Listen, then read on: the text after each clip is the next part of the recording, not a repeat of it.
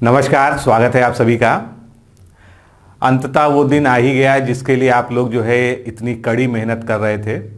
कल आप सभी का प्रारंभिक परीक्षा समीक्षा अधिकारी का एग्ज़ाम है और निश्चित रूप से जो है बहुत से आप में से लोग हैं जो काफ़ी तनाव में हैं। इधर काफ़ी बात भी हुई, आप लोगों से फ़ोन पे भी बात हुई। तो आखिरी समय में जो है अब आपने जितना पढ़ लिया है इतना पर्याप्त है। तनाव लेने की आवश्यकता नहीं है क्योंकि आप जिस भी सिचुएशन में थे आप अपना जो बेस्ट कर पाए आपने कर लिया है और मैक्सिमम लोगों की तैयारी अच्छी है। बस उनके साथ समस्या ये है कि एग्ज़ाम का जो एक फोबिया होता है उसके कारण वो परेशान हैं। तो एग्ज़ाम जो है आते रहते हैं, आप देते रहते हैं और एग्ज़ाम के इस प्रेशर को हैंडल करना भी एक कला है। आज हम छोटे से इस जो है सेशन में यही बात करेंगे कि आप किस तरह से एग्ज़ाम के प्रेशर को हैंडल करके अपना जो मैक्सिमम परफॉर्मेंस है, जिसके लिए आपने इतनी मेहनत की है, रात दिन आपने तैयारी की है और बहुत कुछ आपने दांव पे लगाया है इस परीक्षा की तैयारी के लिए, तो इसमें अपना बेस्ट परफॉर्मेंस कैसे दें, किस प्रकार दें और किस तरह से जो है इसमें आप सफल हो सकते हैं। तो सबसे पहली चीज़ जो है आपको जो है जो बहुत बुनियादी बातें हैं जो आप भी जानते हैं कि एग्ज़ाम जो है आपको देना है, इसलिए एग्ज़ाम की पहले तैयारी होनी चाहिए। आप अगर जो है कहीं आपका सेंटर दूर पड़ गया है, 100-200 किलोमीटर दूर सेंटर मिल गया है, तो आपको निश्चित रूप से जो है इस व्यवस्था के साथ जाना चाहिए कि आप जो है वहाँ पर पहुँच चुके हों या जो है सही समय से पहुँच जाएं। क्योंकि ये जो समय से पहुँचने वाली बात है ये अपने आप में एग्ज़ाम के लिए बहुत महत्वपूर्ण है, क्योंकि पहला तनाव यहीं से शुरू हो जाता है। एग्ज़ाम हॉल में अगर आप सही समय से पहुँच गए हैं, आपने सारी चीज़ें सही से कर ली हैं, तो आप जो है आगे भी अच्छा कर लेंगे। तो एग्ज़ाम हॉल में आप पहुँचे, आपको जो है OMR सीट दी गई जो आप हमेशा करते हैं। और हर साल एग्ज़ाम के बाद जो है जब हम लोग वीडियो की एग्ज़ाम के एनालिसिस करते हैं, पेपर के एनालिसिस करते हैं, तो कम से कम 20-25 लोग ज़रूर ऐसा कमेंट करते हैं कि सर जो है मुझसे रोल नंबर भरने में गलती हो गई, सर मुझसे जो है जो बुकलेट सीरीज है वो गलत जो है हमने गोला डार्क कर दिया। तो बहुत ही अपने मन को काम मतलब बहुत ही शांत रखते हुए एक एक चीज़ को मिलान करके आपको जो है ये सारी चीज़ें करनी है। कुछ भी जल्दबाजी में नहीं करनी। अगर आप 10 मिनट 5 मिनट लेट भी हो गए किसी वजह से तो भी आपको जो है, क्योंकि ये जो है वो प्राइमरी चीज़ है जिस पे आपका पूरा जो है आगे का कॉपी चेक करना या ना चेक करना डिपेंड करता है। तो ये सारी चीज़ें जो है आपको बहुत ही शांत मन से अच्छे जो है तरीके से पहले फिलअप करनी चाहिए। यहाँ पर जो है गलती की कोई भी गुंजाइश नहीं होनी चाहिए। और उसके बाद जो है अगला चरण आता है, आपको पेपर मिलता है। तो पेपर पढ़ने का कई लोग का कई तरीका होता है। कुछ लोग क्या करते हैं, जब जो है एक सील लगी हुई कॉपी मिलती है उसी समय जो है पीछे से धीरे से पन्ना पलट के जो है क्वेश्चंस को देखना शुरू करते हैं और उसी में आपको कोई एक ऐसा क्वेश्चन दिख जाता है कि आपको लगता है वो नहीं आता है, तो वहीं से आपको जो है थोड़ा सा बेचैनी महसूस होने लगती है। तो आपको जो है ये सब नहीं करना चाहिए। टाइमली पेपर को ओपन करिए और एक बार जो है शुरू से आखिरी तक पूरे पेपर को 5 मिनट 10 मिनट का 5 मिनट का समय देकर जो है उसको पलटते रहना चाहिए। और पेंसिल जो है ज़रूर आप अपने साथ रखें। हालांकि पेंसिल की एग्ज़ाम के लिए कोई ज़रूरत नहीं होती है। तो पेंसिल का क्या काम है कि जो क्वेश्चंस आपको कॉन्फिडेंटली आ रहे हैं उसमें आप जो है एक छोटा सा जो है कुछ भी टिक या बिंदी कुछ भी आप अपना मार्क बनाते चले और एक इससे रफ काउंटिंग हो जाएगी कि आपको जो है मान लीजिए हम GS की पेपर की बात करें, पेपर 1 की 140 क्वेश्चन उसमें आपको मिलने हैं। तो उसमें से आपको कितने क्वेश्चन ऐसे हैं जो आप ये समझ रहे हैं कि ईजिली जो है आप सॉल्व कर रहे हैं। अब 2-3 स्थितियां बनती हैं। जब आप एक बार जो है पेपर देख लेते हैं तो कभी आपको ऐसा लगेगा कि मुझे जो है मैक्सिमम क्वेश्चंस आ रहे हैं या जो है मैं मैक्सिमम क्वेश्चंस अटेम्प्ट कर सकता हूं। दूसरी स्थिति ये होगी कि आपको लगेगा कि जो है इसमें से 30-35 क्वेश्चन जो है ऐसे हैं जो मैं शायद ना अटेम्प्ट कर पाऊँ, जो है बाकी क्वेश्चंस अटेम्प्ट कर लूँगा। और कुछ लोगों को ऐसा लगता है कि अब ये पेपर अपने हाथ से गया और इसमें जो है मुझे कुछ नहीं आ रहा है, मुझे समझ में नहीं आ रहा, मुझे कुछ ही क्वेश्चन ऐसे हैं जो मेरे पढ़े हुए हैं। तो देखिए अति उत्साह और अल्प उत्साह और निरुत्साह, ये तीनों जो स्थितियां हैं इनसे आपको जो है बचना चाहिए।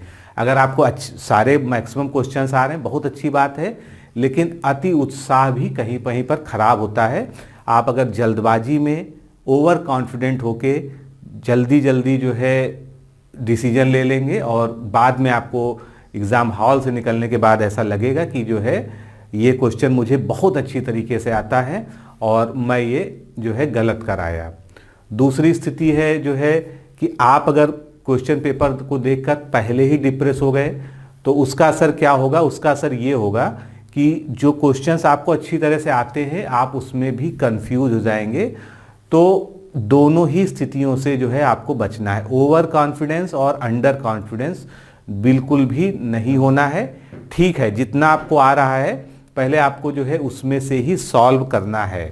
तो अगर जो है हम GS 1 की बात करते हैं, 140 क्वेश्चंस का जो है ये पेपर है। बहुत सारे आप लोगों में से लोगों का एक सवाल है कि हमको जो है सेफ साइड रहने के लिए कितना क्वेश्चन अटेम्प्ट करना चाहिए, क्योंकि निगेटिव मार्किंग है और निगेटिव मार्किंग जो है बहुत ही निर्णायक जो है इसमें फैक्टर है जो आपकी पूरी परफॉर्मेंस को जो है प्रभावित कर सकता है। तो 140 प्रश्न में जो है अगर जो है आपकी तैयारी ठीक ठाक है तो आपको जो है कम से कम जो है 125 क्वेश्चन अटेम्प्ट करने चाहिए।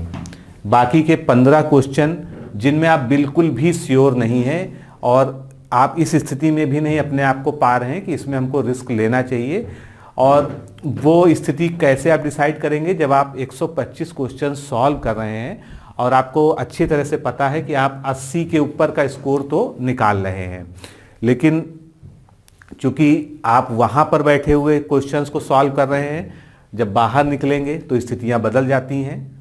ज़रूर होता है 10-5 क्वेश्चन ऐसे ज़रूर होता है कि जिनको आपने बहुत कॉन्फिडेंस से भी सॉल्व किया होता है, लेकिन बाद में जो है उसमें आपको पता चलता है कि जो है मैं कंफ्यूज हो गया था, जो है इसका सही उत्तर ये होना चाहिए।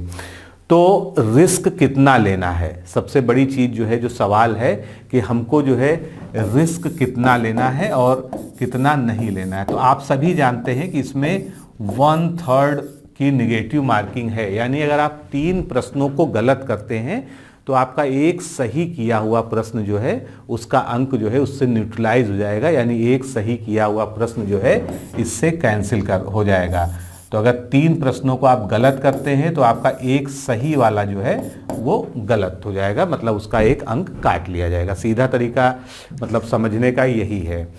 तो अगर आप जो है 30 प्रश्नों में मान लीजिए आपने 30 प्रश्न ऐसे किए जो है जिसमें आप बहुत ज़्यादा कॉन्फिडेंट नहीं है, लेकिन हाँ आपको 2 ऑप्शंस में से जो है स्थिति पता है कि इसमें से एक होना चाहिए, क्योंकि आपने 2 को जो है 2 ऑप्शंस को एलिमिनेट कर दिया है। तो ऐसी स्थिति में अगर आपके 10 क्वेश्चन गलत होते हैं तो ये मान लीजिए आपके 3 सही वाले जो है कट जाएंगे। अगर आप 15 क्वेश्चन जो है करते हैं और उसमें से आपके 10 गलत हो गए लेकिन आपके जो है 5 सही हो गए तो आप जो है फायदे में रहेंगे। यानी कुल मिला के आपको रिस्क लेना चाहिए, लेकिन रिस्क लेने की कंडीशन भी वही है कि आपको जो है रिस्क इस प्रकार से लेना है कि आप जो है 140 में जो है आराम से 80 से 85 तक जो है रिस्क लेने के बाद भी स्कोर कर सकें।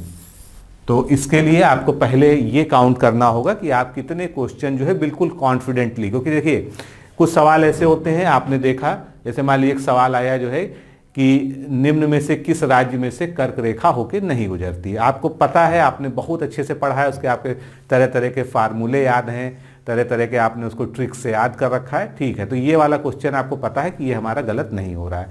तो इस तरह के जब आपको जो है 60-65 प्रश्न पहले मिल जाएंगे, उसके बाद जो है आप जो है उन प्रश्नों पे मूव करिए जहां पर जो है आपको 2 विकल्पों में कंफ्यूजन हो, लेकिन निश्चित तौर पे जो है उसमें 2 जो विकल्प और होंगे उनको आप जो है एलिमिनेट कर पा रहे हो अपने तर्क के द्वारा, तो आप जो है 2 में आप रिस्क ले सकते हैं।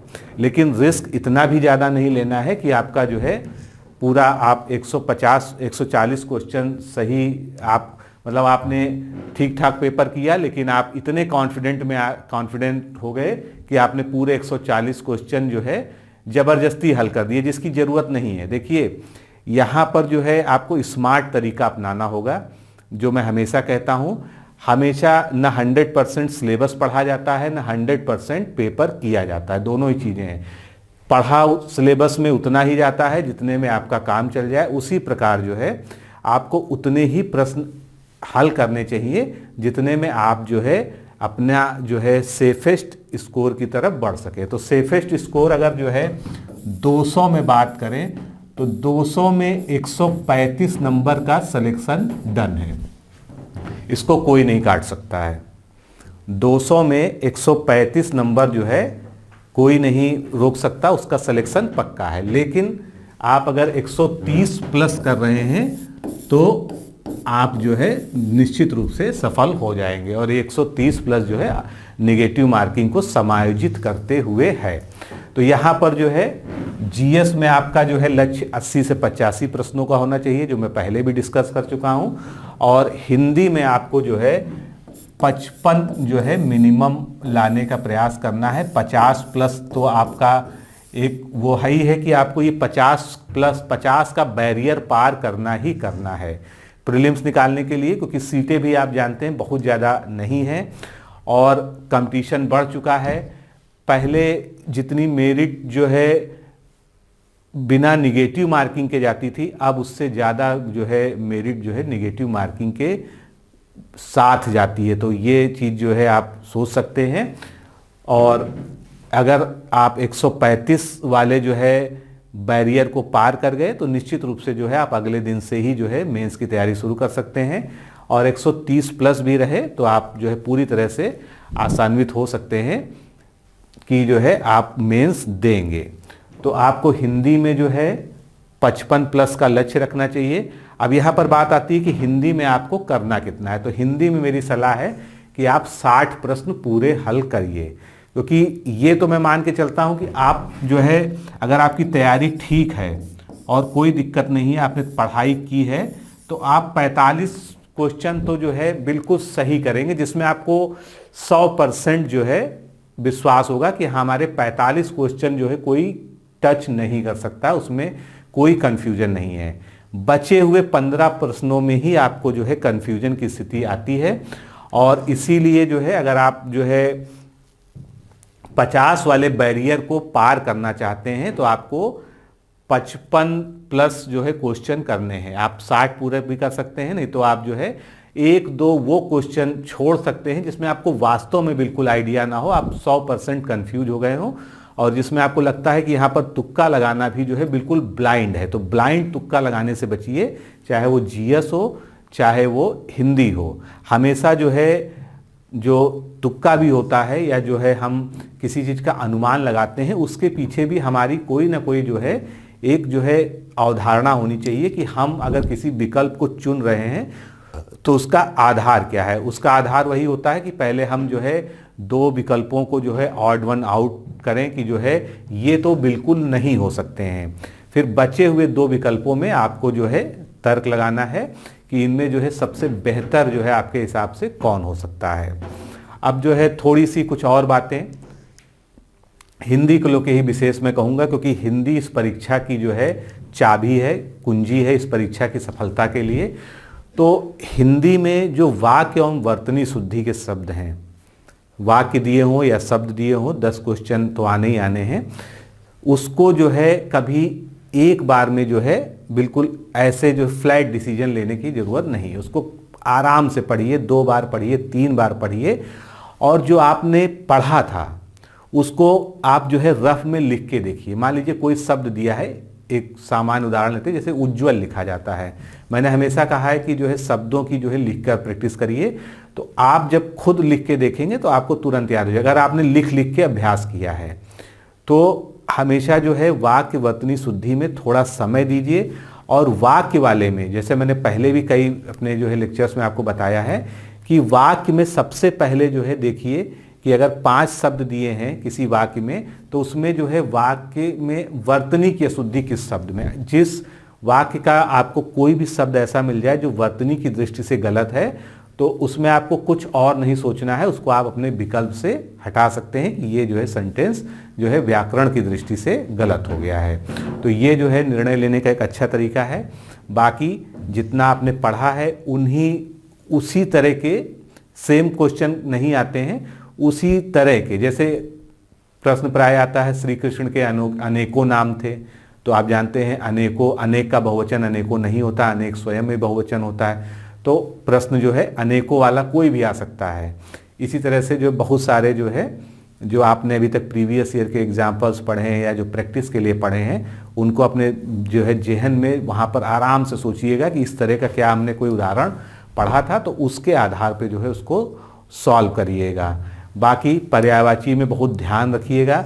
पर्यायवाची में बिल्कुल जो है कुछ शब्द ऐसे होंगे जो अनेकार्थी से जैसे होंगे, यानी एक ही शब्द के जो है कई सारे बिल्कुल सिमिलर जो है आपको शब्द दिखेंगे, तो उसमें आपको बहुत सोच समझ के जो है डिसीजन लेना है कि पर्यायवाची में हम किस तरह करें। विलोम शब्द जो है हमेशा ये ध्यान रखिएगा, जिस शैली में आपसे विलोम पूछा गया अगर वो तत्सम शब्द है तो आपको विलोम जो है तत्सम वाला ही ढूंढना है। अगर वो तद्भव शब्द है तो उसका विलोम तद्भव होना चाहिए, संस्कृत का है संस्कृत में होना चाहिए, लिंगवाचक है तो वो लिंगवाचक में उसका विलोम बनाना है। तो आप मेरी बात समझ रहे होंगे कि विलोम शब्दों में होता क्या है कि दो तीन ऑप्शन ऐसे संभावित होते हैं जो उसके विलोम हो सकते हैं। मतलब अगर समानार्थी अर्थ की दृष्टि से देखें तो वो उसके विलोम हो जाएंगे, लेकिन आपको जो है हमेशा ये कहा जाता है कि आपको सर्वोत्तम विकल्प का चुनाव करना है। तो सर्वोत्तम विकल्प कौन सा होगा? जो उसी शैली में, जिस शैली में आपसे प्रश्न वाला शब्द पूछा गया है उसी शैली में आपको जवाब देना है, तभी वो जो है सबसे सटीक उत्तर माना जाएगा। और इसके अलावा जो है तद्भव तत्सम आपने अच्छी प्रैक्टिस की है, काफ़ी प्रैक्टिस कराई गई है, तो उसमें भी जो है इसी तरह से ध्यान रखिएगा जो है कि जो आपने पढ़ा है उसको बिल्कुल ध्यान रखिएगा, और वहाँ पर भी एलिमिनेशन मेथड का यूज़ जो है करके आप सही तक जो है पहुँच सकते हैं। विशेषण में जो है जो आपको बेसिक्स बताया गया है कि हमेशा जो है जो विशेषण होता है उसमें कोई ना कोई प्रत्यय का यूज़ होता है। 99% जो है उसमें शब्द के अंत में जो है कोई ना कोई प्रत्यय का यूज़ होता है। तो इन सब मेथड्स को, उसके अलावा बहुत सारे मेथड्स मैंने आपको पढ़ाए भी हैं, बताए भी हैं, तो इन सब बेसिक चीज़ों को अगर आप ध्यान रखेंगे तो हिंदी में जो है ये जो 55+ वाला जो है हमारा टारगेट है ये बहुत आराम से आप निकाल सकते हैं, कोई भी दिक्कत नहीं होगी। बस जो समय मिला है उसको सही से यूटिलाइज करिए, और जीएस में जो है जो क्वेश्चंस आपको आते हैं उनको पहले हल करिए, क्योंकि इससे क्या होगा, इससे आपको एक कॉन्फिडेंस मिलेगा। मान लीजिए आपने 50 क्वेश्चन हल कर लिए, पहले राउंड में आपने जो है 50 क्वेश्चन हल कर लिया, आपने मार्क कर लिया, और क्वेश्चन हल करने के साथ साथ ओएमआर सीट पर आपको 2 घंटे का समय मिलता है 140 प्रश्नों के लिए, तो हर आधे घंटे पे अपनी ओएमआर सीट को फिल करते रहिए। मान लीजिए पहले आधे घंटे में आपने 40-45 क्वेश्चन सॉल्व कर लिए, तो पहले सबसे उन 40-45 क्वेश्चंस को सॉल्व कर लीजिए। और दूसरी चीज़ जो है, हमेशा ओएमआर को जब फिल करते हैं आप जो है, तो क्वेश्चन का जो सीरियल नंबर है वो सीरियल नंबर हमेशा, क्योंकि आप सारे क्वेश्चंस को एक साथ तो भर नहीं रहे हैं, आप निश्चित रूप से जो है 2 क्वेश्चन आपने किया, एक कोई छोड़ा, फिर एक किया, फिर आपने कोई छोड़ रखा है जिस पे आप बाद में डिसीजन लेंगे। तो इस चीज़ का बहुत ध्यान रखिए, क्योंकि होता क्या है कि हम जो है जल्दबाजी में अगर हम सीरियल से मिलान नहीं करते हैं तो पता चला जो हमने 5वें के लिए आंसर सोच रखा था डी होगा, वो हमने 6ठे में भर दिया या 7वें में भर दिया। तो आपने वो क्वेश्चन तो गलत किया ही जो आपको आता था, उसके अलावा जो क्वेश्चन आपको नहीं भी आता था वो भी आपने पहले से ही गलत कर दिया। तो ये जो है कुछ सावधानियां हैं जो आपको एग्ज़ाम हॉल में बरतनी है। 3 घंटे का आपको लगभग गैप मिलेगा। अगर आप कंफर्टेबल हैं, कहीं आपके पास बैठने की जगह है, तो आप जो है उस बीच जो है हिंदी को जो है रिवाइज कर सकते हैं, आराम से एक नज़र जो है पूरा देख सकते हैं। कुछ लोग क्या होता है, जैसे ही जीएस का पेपर दे के निकलते हैं सबसे पहले जो है बड़ा सा ग्रुप बनाकर और जीएस के क्वेश्चंस पे डिस्कशन शुरू हो जाता है। वहीं पर जो है सारा पेपर डिस्कस होने लगता है, सॉल्व होने लगता है, इसका ये होना चाहिए, उसका होना चाहिए। तो हमेशा ध्यान रखिए, आप जो कर आए वो कर आए। अब उस पर सोचने के लिए आपको बहुत समय मिलेगा, बहुत सारे दिन मिलेंगे। इसलिए वो जो आपके पास 3 घंटा है वो खुद को रिलैक्स करके जो है अगले पेपर के बारे में सोचने का है, ना कि जो है पिछले पेपर पे जो है बैठ के चर्चा करने का। उसके बाद जो है जब आप अपने यथास्थान, अपने निवास पे, अपने घर पे, अपने कमरे पहुंच जाएंगे तो आपको बहुत समय मिलेगा डिस्कशन करने के लिए और उसको सॉल्व करने के लिए, अपनी गलतियों को देखने के लिए। तो बीच का जो है जो 3 घंटे का समय है उसको आप जो है हिंदी को, क्योंकि हिंदी को जो है मोटे मोटे तौर पर अगर आप जो है इस बीच पलट लेंगे तो बहुत ताज़ा ताज़ा जो है आपको कुछ ना कुछ याद रहेगा जो है, और जो है आपकी जो संभावनाएं हैं प्रश्न सही होने की वो बढ़ जाएंगी। बाकी आपने बहुत मेहनत की है दोस्तों, और मैं ईश्वर से यही प्रार्थना करूंगा कि आपने जो मेहनत की है, जो आपने जो है पढ़ाई के लिए जो है त्याग किया है और बहुत सारी चीज़ों को दांव पे लगाया है अपने जीवन में, तो आपको इसी बार जो है प्रीलिम्स निकले, उसके बाद मेंस निकले और आप जो है समीक्षा अधिकारी बने, जो आपका जो है एक लक्ष्य है वो पूरा हो और ये जो पढ़ाई और एग्ज़ाम का चक्र है इससे आप मुक्ति पाएँ। तो डिकोड एग्ज़ाम की टीम से की तरफ से जो है आप सभी को बहुत बहुत शुभकामनाएं इस परीक्षा के लिए। और मेरा ऐसा मानना है कि जितने भी हमारे विद्यार्थी हैं और जिन्होंने ईमानदारी से हमको शुरू से अभी तक हम लोग को फॉलो किया है, चाहे वो कोर्स में हो, चाहे वो हमारे यूट्यूब के चैनल से जुड़े हुए लोग हों, सभी लोग जो है बहुत अच्छा करेंगे। अपने ऊपर विश्वास रखिए और एक चीज़ ध्यान रखिए, परीक्षा के पहले जो डर होता है ये डर बहुत ही स्वाभाविक है। आप कोई भी काम करने जाते हैं जिसके लिए आपने सब कुछ दांव पे लगा रखा है या जिसके लिए आपने जो है बहुत मेहनत की है, वहाँ पर अगर आपको डर नहीं लग रहा है तो इसका मतलब जो है आपने कुछ कमी छोड़ रखी है तैयारी में।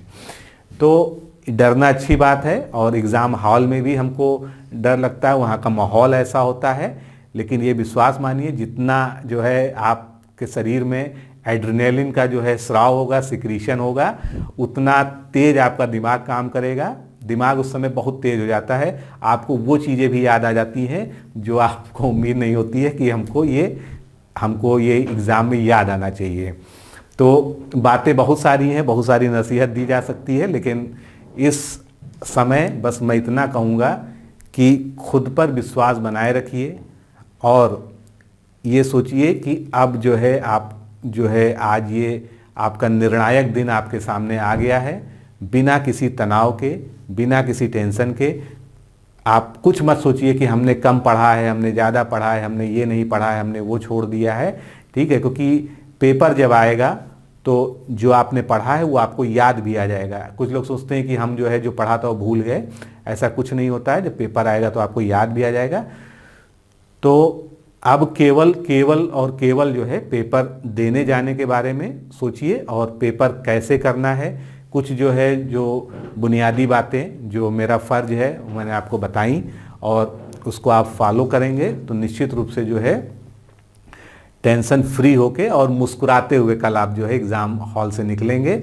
और अपने पर भरोसा रखिए, ये भरोसा आपको जो है ज़रूर विजय दिलाएगा।